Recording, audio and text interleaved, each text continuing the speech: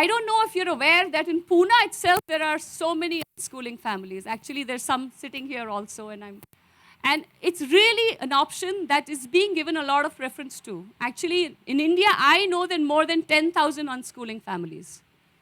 And in the US, there are more than 5 lakh people who don't send their children to school. Ironically, mostly all teachers, because they know how screwed up the system is.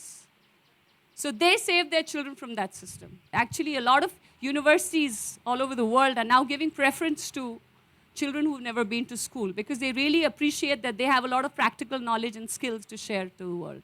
You may have all heard of Malvika Joshi, who was unschooled, and she just got into MIT without any degree or any, formal course. I can share my own experience. I went to the best schools of the country, and I actually don't think I even remember anything I learned in school. Most of my valuable learning experiences were outside the classroom. And if you ask any youth today, that's what you get to hear. I enjoyed going to school because I enjoyed the interval there where we could, have fun playing. But I don't remember anything I learned in school.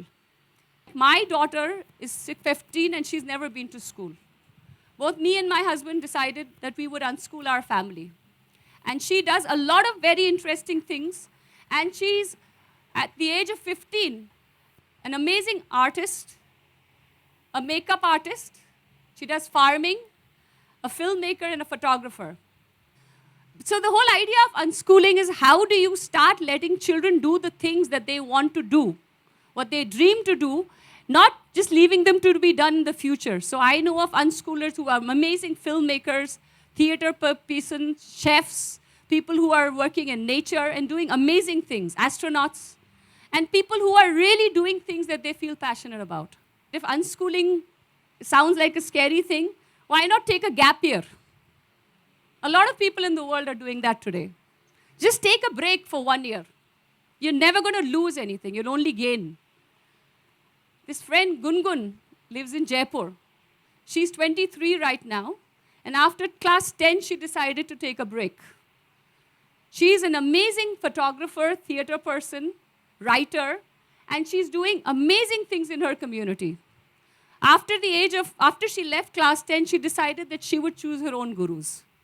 And she just recently organized and conducted a workshop and exhibition of photography with blind students in Jaipur.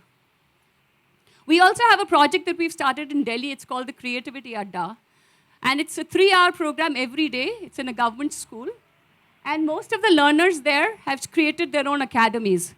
So boys from the age of 9 to 15 come there. They have a chef's academy.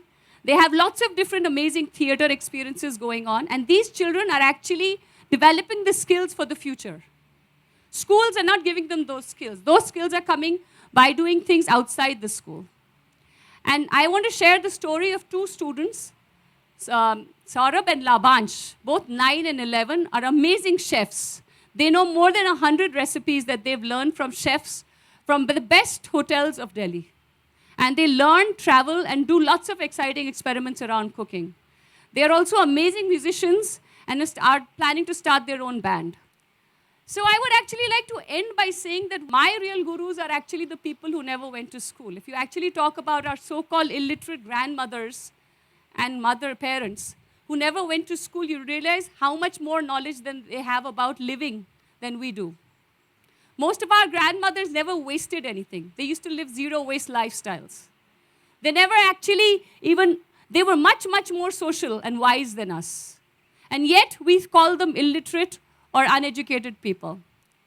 So I would actually like to end by saying that we have actually put too much responsibility on schools. Actually, learning is a lifelong process, and we need to reclaim our own lives and our own learning processes and take it away from schools and say that actually learning can happen anywhere. You don't need a degree to learn. Most people with degrees don't even have jobs today. So you need to actually create people who can create jobs. And think and dream of a world where people are much more connected to their hearts, their souls, their soil, and their own local communities. This is an invitation to come and explore a world like that with me. Thanks.